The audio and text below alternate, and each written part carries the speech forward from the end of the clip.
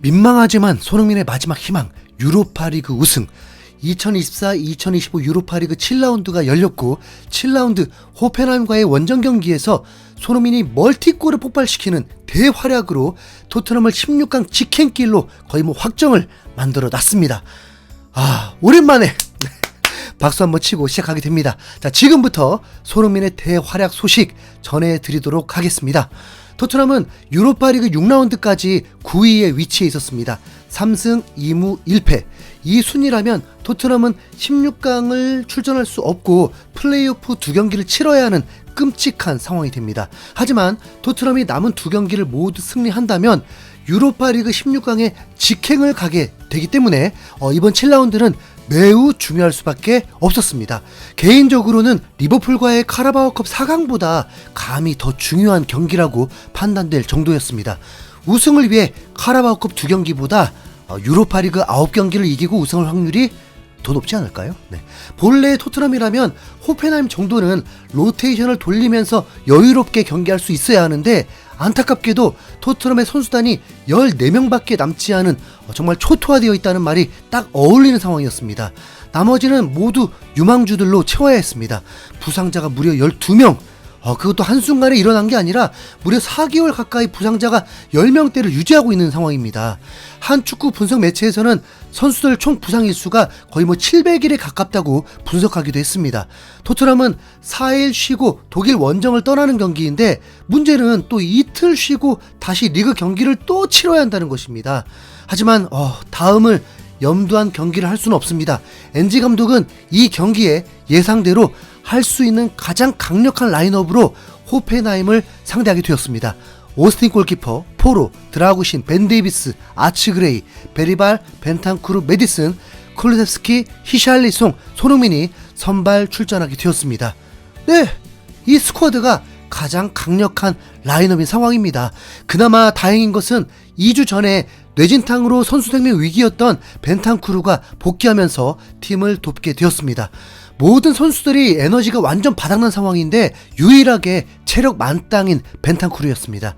엔지 감독은 지난 에버턴전에서 급하게 전술을 바꾸면서 실패했던 그 전반전 상황을 다시 겪고 싶지 않은 듯 이 경기에 본래 전술로 나오게 되었습니다. 호펜하임은 유로파리그 24위 밖으로 밀려나 있는 상황이었습니다. 토트넘을 잡거나 비겨야만 그래도 플레이오프 진출 희망이 생기는 것이고 패배를 하게 된다면 사실상 플레이오프 진출마저도 절체절명의 위기였습니다. 그러니까 양팀 모두 위기라서 사활을 걸어야 한다는 거죠. 무엇보다 선수들의 부상이 더 이상 나오지 않고 지금부터라도 대반전의 드라마를 쓰는 토트넘이 되길 응원할 뿐이었습니다. 경기가 시작되고 경기 3분 만에 토트넘의 선제골이 터집니다.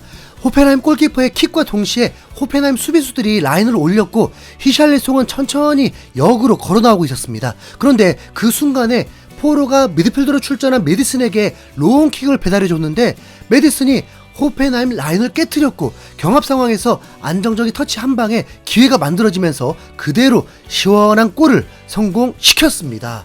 지금 상황에서는 토트넘의 모든 선수들이 살아나야 하기 때문에 포로의 어시스트, 메디슨 골이라도 좋았습니다. 우선 딱 봐도 호펜하임 수비수들이 강력해 보이진 않습니다. 이른 시간 골이 나오고 호펜하임이 지저분하게 경기하지 않다 보니까 추가골은 금방이라도 나올 것 같았습니다. 전반 13분에 손흥민의 움직임 자체가 예사롭지 않았습니다. 상대 수비가 전혀 손흥민을 따라오지 못했습니다. 키패스 한 방으로 포로에게 연결을 해주면서 오케이, 네, 골이다 싶었는데 하필 포로의 왼발이 걸리면서 슈팅이 빗나가고 말았습니다. 그리고 이어서 전반 15분 손흥민이 불운할 뿐 확실히 폼이 떨어진 게 아니라는 플레이가 나옵니다. 왼쪽에 있던 손흥민이 전력 질주를 했고 알맞게 롱볼이 날아오면서 상대 수비가 쫓아왔는데 갑자기 호날두가 자주 보여줬던 꺾기 기술로 슈팅 찬스까지 만들었고 강력하게 슈팅을 했습니다. 이게 골까지 됐으면 진짜 대박이었는데 힘이 들어갔습니다. 그런데 지금 토트넘이나 손흥민에겐 이런 슈팅이 필요합니다. 네. 만약에 동료에게 내주려고 했다면 더 불만이 터졌을 것입니다. 분명 손흥민의 슈팅이 여기서 끝이 아닐 테니까요. 네. 21분에 손흥민의 득점이 터집니다. 우선 과정에서 메디슨이 칭찬받아야 했습니다. 호펜하임 수비수들의 느슨함을 간파한 메디슨이 달려들어서 볼을 뺏었고, 손흥민은 10m 뒤에 있었는데 기회가 오든 말든 최선을 다해서 빈 공간을 향해서 질주를 했습니다. 메디슨은 이미 무조건 손흥민이 있을 거란 확신에 곧바로 패스를 해줬는데 굴절이 됐지만 그래도 손흥민에게 볼이 전달됐습니다. 불규칙 바운드로 손흥민이 스피드를 줄여야 했고 상대 수비수가 쫓아오면서 막힐 뻔했지만 포기하지 않고 슈팅을 때린 것이 굴절되면서 골이 되었습니다. 네. 시원한 골은 아니어서 대만족은 아니었지만 토트넘이 2골 차로 앞서고 있는 이 광경을 진짜 얼마 만에 본 건지 기억도 안 납니다. 네, 아마 맨유와의 카라바오컵 경기였던 것 같습니다. 이 정도면 승기를 잡았기 때문에 더 많은 골로 선수들이 휴식하는 게 가장 큰 목표가 되어야겠죠. 손흥민은 컨디션이 굉장히 좋아 보였습니다. 그걸 어떻게 할 수 있냐면 호펜하임이 공간을 많이 열어주다 보니까 전력 질주하는 상황이 자주 일어났는데 손흥민의 스피드가 돋보였기 때문입니다. 42분에 역시 쿨루셉스키의 문제가 또 나옵니다. 과정은 굉장히 좋았어요. 스웨덴 콤비가 농구 플레이처럼 2연속 백힐로 호펜하임을 농락했는데 손흥민 쪽 공간이 완전 비어있었는데 그걸 굳이 폼이 올라오지도 않은 히샬리송에게 배달하면서 찬스를 놓치고 말았습니다. 토트넘은 그냥 공격만 하고 골 찬스만 있었던 건 결코 아니었습니다.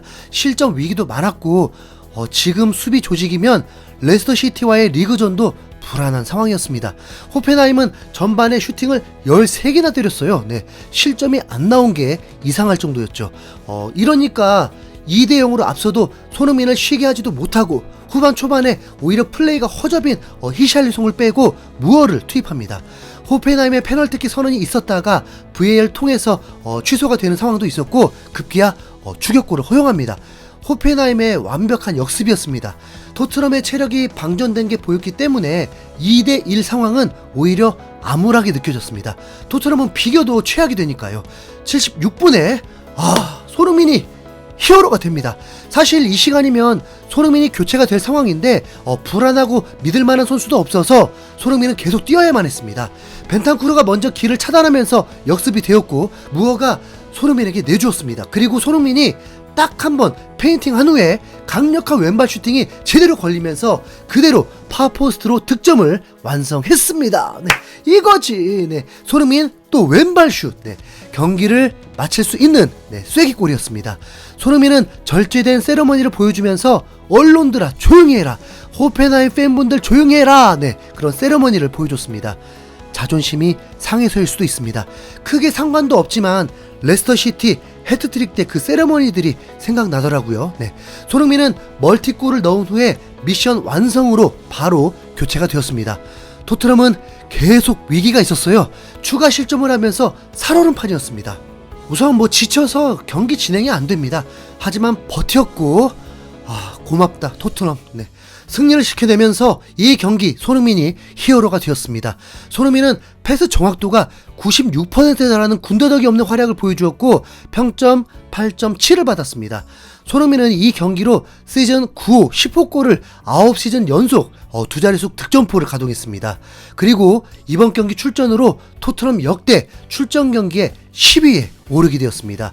436경기인데 올 시즌만으로도 요리스까지 넘게 되는 어마어마한 기록입니다. 단순히 토트넘의 레전드가 아니라 진정한 축구사의 레전드죠. 메디슨이 라커룸에서 기뻐하는 사진을 올리기도 했는데 그 기분 그대로 이어서 레스터전도 승리! 파이팅!